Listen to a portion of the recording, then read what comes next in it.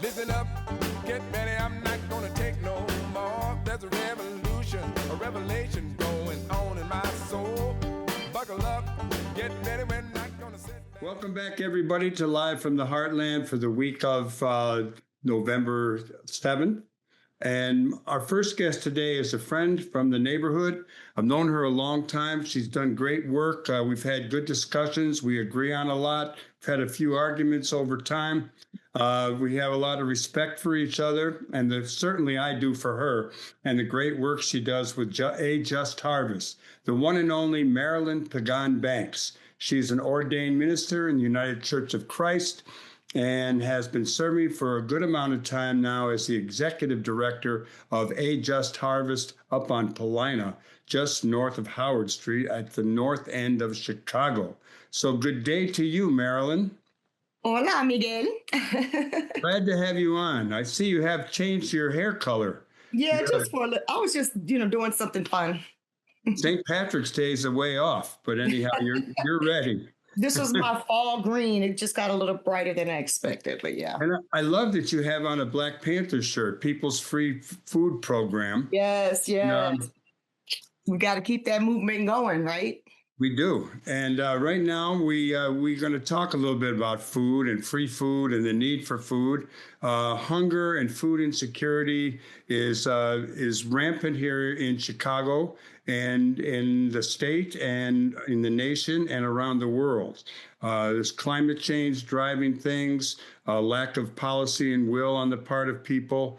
It's a complicated situation. We're going to start off real local and find out what's going on in our community. So, Marilyn, fill us in on A Just Harvest and what you've been doing, because I know you've had lines of people more than once a week, maybe, I don't remember, sometimes it was twice a day, people waiting for food. Fill us in. Yes. So we've been serving 7 days a week since 1991. Wow. And we began in 1983. So just to put that out there, during COVID, we shifted from a dinner to a lunch, and we went from a 1-hour service to 2. Also, during COVID, we began a delivery program for those folks who, are homebound, can't get out for whatever reason. And we stick to 60626 because that's mostly volunteer run. We have staff who organize it, but we have volunteers who do the driving and that. And so I just had somebody send me some numbers, but they're on my phone over there. But anyway, there were a total between the pantry. Oh, we also have a pantry. So that day, so Wednesdays, like today, we'll do deliveries. And then in the afternoon, for those who want to walk up, there's a pantry for them. Okay. So she sent me the numbers for one day. With that and the lunch, we had served almost 900 individuals. A day? Every day? One day, that Wednesday. We serve lunch every day. So that averages about 150, even though that number, because of all this stuff with ICE, has gone down because part of our community is afraid to come out. So we are strategizing to figure out how do we address that, right? And partner with folks who maybe can take the food to them. And again, the grocery list is growing probably because of that impact, which is fine with us. And we're also so we're feeding people because we have to. We have a wellness center where people may pop in and need something to eat, not during lunchtime because maybe they're struggling with something, right? So that feeding is at the heart of what we do, but it's always bigger than just the food. So I know that with ICE now in the neighborhoods, and I think I said at this outset of the show that they grabbed 10 people on Monday, just driving around trying to pick off people, anyone looks Latino. Yeah. But in general, before the ICE emerged and the big ICE scare that we're in and seriously in, have you seen an increase in demand for food? Yes, because even though, again, despite that situation, people's incomes are still low or non-existent, right? And the support from the government prior to the SNAP freeze or whatever they're calling it, because I heard it's supposed to come back on. So hopefully it'll be sooner rather than later. Um, they still weren't getting enough, right? Like I know a senior citizen on fixed income, her Social Security, she gets $30 a month. From Social Security? No, from SNAP. From SNAP. And so it was already not enough. Yeah. So even before all this other situation, we were already seeing, again, that's why the delivery started in COVID, but we kept doing them because the need is there, right? COVID just uncovered it because these were the people who are not coming to us. Well, SNAP is different too than food banks and people online for free food, right? I mean, SNAP, right. You get credit, you go to the store, you use it. Yes. But we've seen, and I know at the United Church of Rogers Park, I think twice a week, it's like a 2-block long line. Mm-hmm. Mm-hmm. And then I was tooling around not too long ago, and a few times now I've turned left off of Clark onto Greenleaf, and right at the old Moo Tofu site, there's also a line of people on certain days. Mm-hmm.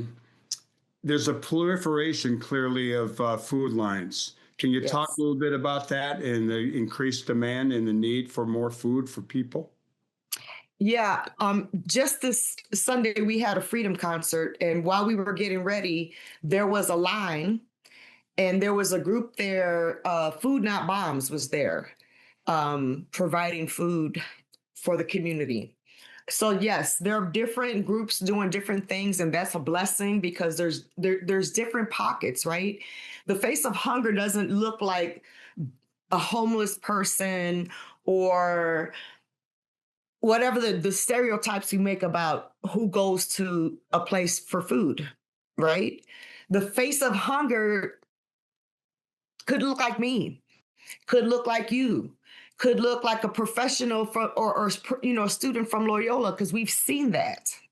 Seminary students, we've seen that, right? And so hunger has always been around because of this, this inequity around money, right? Taxes, all the things that we're always trying to fight for a fair economy in here in the state of Illinois. And folks, they're trying to make ends meet. The people who come to the community kitchen work 2 and 3 jobs, but still don't make enough, right? So it's not that, yes, we do feed the homeless, but why we say we're a community kitchen, why we say we don't need proof of need is because that place is open to everybody. Because everybody's situation is different. And we're helping to address issues sort of on a one-on-one basis. In that case, while we organize, right? While we organize. We've partnered with the Greater Chicago Food Depository on bringing fresh produce to the community. That ended due to, I don't know why. I guess they just had some cuts back there with their program, and they're using little vans now or two. I mean, there's a different strategy. So we don't do that anymore, but that was part of what we were doing. And now with this crisis around SNAP, we already had a conversation as a group, and we know that they're going to be buying more food, accessing more food, and so that communities like ours and other pantries can have access to food. Because the other thing we've seen, Michael, is that even the suburban folks are struggling. Pantries are popping up, One of our partners, longtime partners, they continue to fund the work, but they don't come in person anymore because they're working right in their own backyard now, right? And that's Northfield, just to call it out. There's no shame in it. The point is that, again, it's just happening everywhere. And even like the donations we get, we're grateful for every donation we get in terms of in-kind, the food and everything. The conversations we're getting from our partners is that it's getting way, way expensive. The cost of food is way, way expensive. Yeah, I was going to ask you about where does the food come from? And you mentioned the Greater Chicago Food Depository. And, I've seen their vehicles around for years. and it's a good group. And you say they now have had to cut back on what they can deliver. Yeah, like we don't get the produce mobile anymore. We don't host it anymore, I should say, because that's what we were doing, was hosting it. And they cut back on the produce mobile. Where does the food come from? Where you are one of many food pantries, and I'm just wondering, there must be a great demand on something out there. Where does that food come from? And there are people in like with a pantry and a food program like your own. Are you in touch a lot with those other ones around the city who are doing similar work? Yes. I mean, Howard Area is right across the street, and they have a food pantry several times a week. And that line is always long. And they're not even the same people that come to our line, right? We are in conversation all the time about ways we can collaborate. We even have partners that are in Pilsen that donate to us. We have partners that come and drop off stuff and then take stuff from us to take to another pantry that, let's say it's a couple packs of meat, because we can't use a couple packs of meat because we serve a meal. We need like the same, you know what I'm saying, more bulk. And so end up with something that might be, they take that. So yes, we're always partnering and finding ways to collaborate. And even right now, again, in the midst of what's happening, we're part of conversations about making sure we're getting the word out about different communities, about where they can go to get food. Well, that's pretty definitely. It's like we're on a signal chat, and we're getting it done. How do you get donations? How would people, if they wanted to help you out and Just Harvest with not only have serve a meal, but you also have a pantry. And then what do you call it, like with the United Church of Christ has a line of people outside picking up food? Is that called a food bank? Oh, you mean the Church of Rogers Park? Yeah. No, the food bank would be like the Greater Chicago Food Depository. A food bank sort of collects in bulk and then distributes with the pantries and the soup kitchens. We don't like to be called that, but that's how it's lined up. Yeah, I mean, the images are like the old days, from the 30s with people in line for soup. Yeah. It's starting to look, I mean, seriously, it looks like that. You can be driving around Chicago and all of a sudden you're seeing a line of people. What's that about? Oh, they're in line for food. So now remember what I was going to say. You asked where the donations come from. So many of our partners do provide the meal, or they pay for the meal that they have a covenant with us to be part of. Who are those partners? Who are the lots of congregations? If I start naming and then forget people, then I'll get in trouble. But they're religious congregations, a lot? No, a lot of them, small businesses. We know the Skokie Rotary Club is a partner, right? So not all congregations, mostly though. And not all Christian either. We have a interfaith mix, mostly Christian, but we have other faith traditions that partner with us too, like Congregation Hakafah. I'll call them up. You like interfaith. Yes, love it. And we also partner during the seasonal time with the outdoor market, the farmers markets. We get lots of wonderful, fresh things from the farmers markets. We partner with Loyola. I mean, we just have lots of different partners that are either growing food or maybe doing food drives for us and things like that. And also, don't forget that we also have our own urban agricultural program. And so what we're growing right now has been going directly to the kitchen at this time.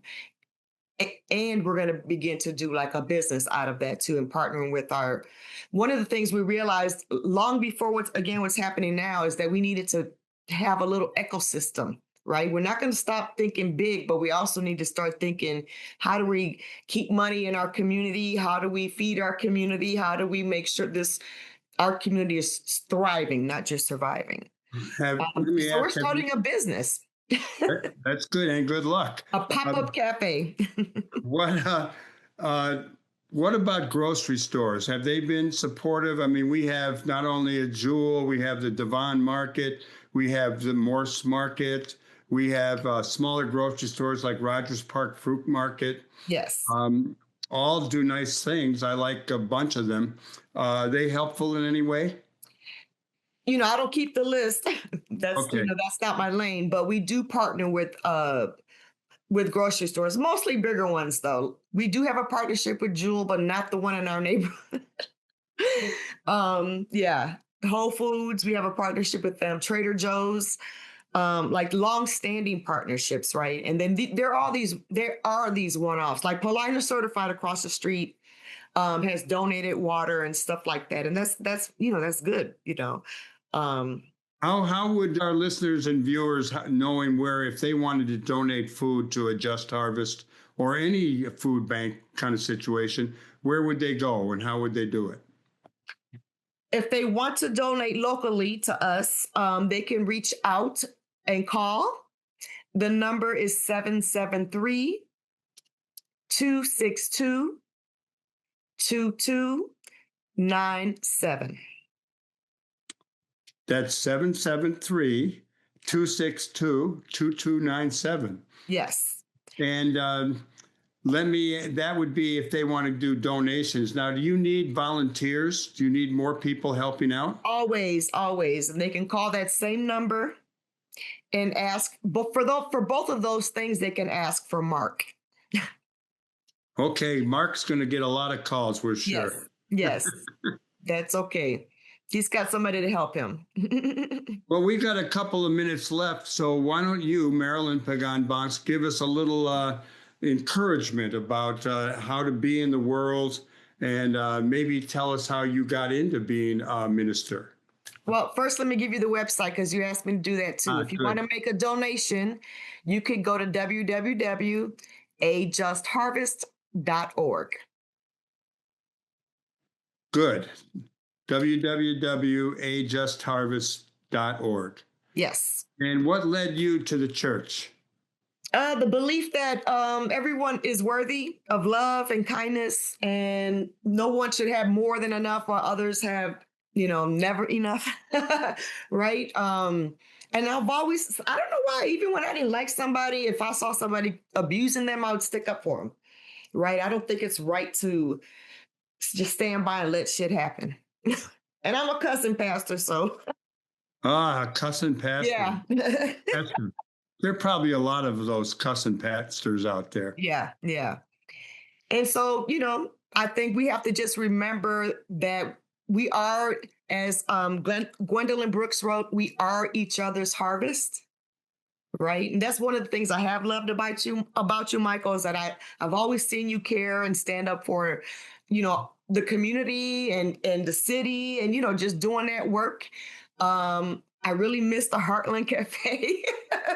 And so I think always making space to expand the table, right? To expand the table and to see people as siblings. Well, and the earth too. Because right I think if we don't start acknowledging creation, it really won't matter what we think or what we want to do, right? Because we are in covenant with creation. We're living in a pretty wonderful neck of the woods up here. I mean, we got our issues and we have our challenges, but it is a very multi-racial, ethnic, religious community. Yes. And I'm glad that you're part of it. And you have inspired me in a lot of ways. And you could keep up the good work. And let me just say one last thing. I would love to see more Rogers Park folk come in and spend some time with us in any capacity, in the garden, serving, Well, your address is up there. Tell us. 7649 North Paulina Street. And there's a nice little post office just south of you. Yes. A secret little spot. Yes. Okay, Marilyn Paga Banks. Thank you so much. Harvest. Thanks for coming on live from the Heartland. And we'll stop by and see you real soon. Thank you. Everybody else,